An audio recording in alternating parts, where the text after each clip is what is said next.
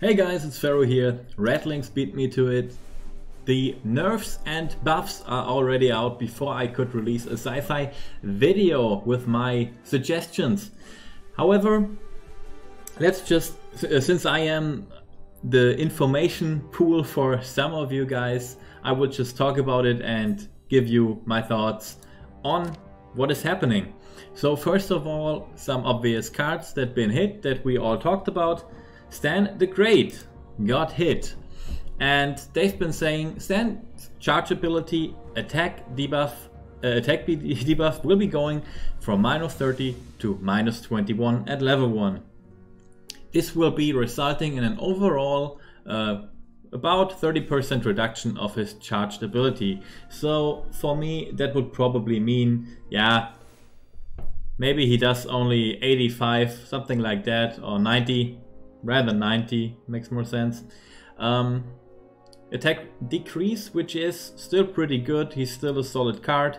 I probably wouldn't have settled for 30 but for 25, but those are just some small margins, and I think that he's still viable to be played, and that's what counts in my books, even though I've been hit personally. Okay, the next card, also very obvious. Princess Kenny, he actually got exactly the nerf that he's been told. His Death Wish will only last for 5 seconds now. Now, still a good unit. A little bit over the top, I think. 7 or 8 would have probably done it.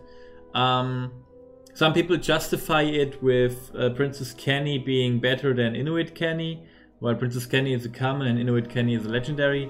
The fact of the matter is that Princess Kenny is very good and Inuit Kenny is absolute garbage. I think those shouldn't be compared, and Inuit Kenny deserves a buff. Hashtag buff Inuit Kenny. Or, as I always say, legendaries just need to work differently and can't be leveled up to level 7. We don't want to get into it again. You know my stance on that already. Okay, let's move on to the next. Let's get all the fantasy units out first. Dark Mage Greg, he was on my list in my last video, if you checked it out, my number 3 card that should be changed, and they changed it a little bit, just a little bit like I had in mind. First of all, annoying about him was that his spawn duration was extremely long. It was at 2.8 seconds for him to completely be combat ready. Now it's only 1.7, and that is a really good change, definitely. And that's not it. The walk right now works like Marine Crack. It will also debuff the minions or the units around the new kit, which is definitely pretty cool, I'd say. Still, they didn't really adjust the cogs on the cogwheels, is what I mean, surrounding his attack, so he won't debuff the other minions more than he debuffs the new kit, so it's not really much. It doesn't really matter too much, but hey, it's something. So everyone who plays him is like, yeah, maybe in 1,000 games it will help me. I'm just kidding, maybe a little bit more. However, something that even is a little bit more of a buff is this walker is increased. It will now last 5, instead of 5 seconds, it will now last 6 seconds duration, which is just great. And I think the guy definitely deserved the buff. He got one. Let's see if it does anything. If it doesn't, so be it. All that counts is he's a little bit better now than he was before. And now, my favorite that I talked about, my number 1 spot that I want to talk about now is the Amazingly Randi. The Amazingly Randi got a health buff. Not as big as I suggested, but he's got a tiny buff. I mean, it's said that his health is increased from 120 at level 1 to 169 at level 1, and that's quite something. If you look at it percentage-wise, that's more than a third. So more than 33% upgrade on the health. However, it does get a little bit lower, because on level 7 he will now have 595 HP, with previously being 421. But to be honest, the health isn't even the biggest change for him. The biggest change is his range, and his change is very important to me because I think that's really was a major issue, that he was too squishy for his low range. It was always very easy to reach him with my units if anyone played him. Now his range will change from 3 to 4 health, and I do comment on that. I love it. His range now can be taken serious, and I think, to be honest, he's currently in my PvP shop. I could buy him out. I already bought one, but if my math is correct, wait a second, 3, 9, I need 9. Oh no, I'm far away from him being level 4. So if he is able to reach level 4 for me, I would just upgrade him for fun, because why not? I have materials lying around and he's an epic card. I can't donate him to other people, so you might see some amazingly Randy gameplay from my end. It's not all. We can continue with even more changes regarding fantasy. My number 2 spot on the list also got hit. Chicken Coop. Not very much, but it is definitely a decent buff. So the spawn rate was that every 5 seconds a chicken ran out of the coop, and now it's only every now it is every 3.5 seconds, which is definitely really great in my opinion, because, well, also percentage wise, let me make the math in my head. It's not exactly a third, but it's something like 30% of the buff, maybe 28, I don't know. Those are the numbers surrounding the buff in the spawn rate. So I'm looking forward to that. The only thing that I would really suggest is Chicken Coop should be like Energy Staff, work like a spell, because I don't feel comfortable upgrading materials and coins for this card.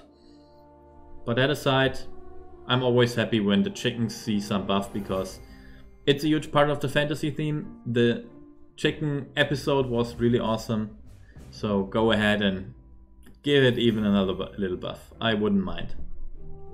And now someone that I only talked a little bit about and called him an honorable mention. They just tweeted a little bit that the charge time he needs was 15 seconds, which was pretty damn long. Now it's 12. Little small buff, but it's good for, he's a complete combo card, and I can see why they would buff a combo card a little bit, and since it's something I would have in mind, I still think he's definitely only a situational card for having fun or for Blick making videos, but that aside, he's not a stable card for your deck, but I welcome little buffs surrounding cards like him.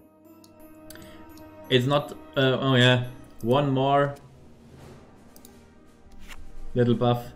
Shield Maiden Wendy.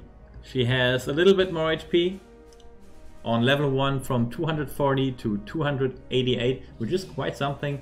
But I will also hear her power, like her shield, now does not only last 3 seconds but 3.5. Another small buff, and the charge will also be faster from 20 seconds to 15 seconds.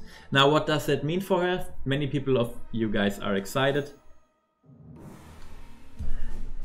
People who have her on level 4 might be able to play her. But even then, it doesn't really matter. The legendary system stays as it is. I don't think that will change shit. So that's about fantasy. But my overall opinion is that's pretty damn great. I'm always excited for weak cards getting nerfed. Maybe we see something. The only thing that affects me is, as I talked about, the epic cards, because I cannot donate epic cards, so I do have some of them, but the others I will not touch. If you touch something of them, not only yourself, please let me know in the comments below. Now the next theme, it's SciFi. SciFi's turn. They just got pretty much nerfed, to be honest. SciFi got hit, but to be honest, Fantasy has the bigger pool of useless cards. SciFi has a bigger pool of good cards, but not over-the-top cards is what I'd say. But, well, there are some over-the-top cards that are actually hit. Poison. The reach currently was 3, it's now 2.7. So it's the circle is 10% smaller than it was before. Absolutely fair. Poison circle was way too huge. 10% might even be not enough. We'll see. But I like the approach of making the changes more slowly and to see how people adjust, if it's still good enough. Because we don't want to hit the point where someone says, I would absolutely not include this card in my deck now. Which would have been the case with Paladin Butters, who didn't get hit. So that's nice. And I hope it stays this way. The next card of the SciFi is, well, something people also expected. It's Alien Green Red. It's nothing more than the damage of her ability just got nerfed. I have her on level 1. It won't be 5 per second anymore, but 4 per second. And overall it stays the same. It's a 20% decrease of the damage over time that her Warcry does. That's the only thing that got hit, and yeah, it's not too much. It's just slightly a little bit. People have been complaining about her a lot. She is really strong, and I didn't feel like she was that OP because of the 5 mana. I kind of got used to her, or I didn't complain. I didn't feel like she broke my game, but this small nerf should be fine, because the big thing about her was always that the poison lasts forever, I think, and that's still what she does, and it's not that much nerfed. But 20% is something. The next thing, really small, Mecha Timmy, and that is something I really welcome actually, because his knockback, I felt like it was too much. Like, he knocked the cards when he attacks with his auto attacks really far away, and I always felt like this gave the enemy too big of a window to react to my 2 assassins or whatever that I sent to him. And sometimes I felt like his damage is also kind of decent, that he might nearly kill my assassin because of this huge knockback. So they reduced it by 25%. I really welcome this change. By the way, all the Timmies aside of the Pirate Ship Timmy got hit because they are rather heavy units. They are sitting on a structure, so the new kit won't knock back them as far anymore as before. That's concerning all Timmies except the adventure one, Pirate Ship Timmy, who is for some reason a fast one. And fast people are less heavy. I don't know, but yeah, why not? It's just what they decided. Going forward, we only have Osimo and Marine Crag left. Let's talk about Osimo. The charge time is now 15 instead of 20, which is pretty damn cool, because I felt like Osimo's charge wasn't really often available, and I considered Osimo to be pretty much the worst cardman. Of course now it's Grand Wizard Cardman, but yeah, Grand Wizard Cardman of course has the potential of becoming a real big guy, but he's a legendary card, so no reaches there, no discussion. But Osimo gets also a big health buff. So the health on level 1, or not, it's not big but it's something, was 661 and now it's 684, which gives him a total of, on the max level, 370 more HP. I think Osimo just became viable, guys. So maybe the meta gets a little bit more tanky, who knows? Might be. Why not? Because tanks are really underrated. Someone actually left in the comments regarding the units that tanks are obviously the strongest and assassins are obviously the weakest. That's not the case. Assassins are really strong and tanks are rather weak. So he deserves this buff. And the last one, Marine Crag. Great change right there, I think. Because the amount of damage he does surrounding the new kit, the units, it's really minor, so they changed it and made it more. The splash damage actually went from, on level 1, from 5 to 8, which is a really big buff. It's more than a third, to be honest, yeah. A third would be 7.5, this is 8, so it's something like, I don't know, 42%. Huge buff on the damage. So maybe he'll see more play, maybe he'll do some considerably more damage to all those Timmies placed behind. Who knows, I don't do the math surrounding all the interactions with maybe a fireball coming after or whatever. But I welcome the change. I'd say Marine Crag was too weak. in my opinion. Now the Warcry poison damage on the new kit was a little bit decreased, but that only for one reason. The poison duration overall is now 6 seconds instead of 5. So it still does the same damage to the new kit. However, that also means that the previous buff we just spoke about, so 5 damage per second, it was 25 damage total on level 1, because it was only 5 seconds long. Now it's 6 seconds long and it's 8. So we do the math, it's 48 now. So the damage he does from surrounding units just jumped from 25 to 48. So pretty much nearly double the amount of damage to surrounding troops. And by the way, on level 7 this accumulates to a total of 39. That is now the case. And 39, let's just round it up to make it more easy. For 40 times 6 is, oh my god, now this is embarrassing, 160. 240 I mean. So it's 240 damage. Minus 6 again. 234 damage is his maximum damage for surrounding units of the new kit. If you ask me, why not? It's not absolutely not broken. He deserves this kind of buff. I welcome it. And I'm really looking forward to the changes of this game. Please let me know what card you are considering now too bad and the cards you're considering now too strong maybe. Tell me about it. Maybe I can redirect it to the Discord, or I don't know. You know that I get a little bit more attention because of my YouTube channel, so maybe I'm trying to make the voices of my little community heard whenever it's spoken out. And by the way, this week's event is going to be a sci-fi event.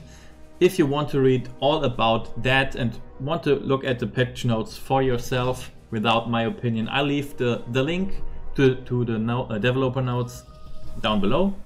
So check them out and I'll see you guys in the next one. Oh, and yeah, of course, leave a like and subscribe. Goodbye.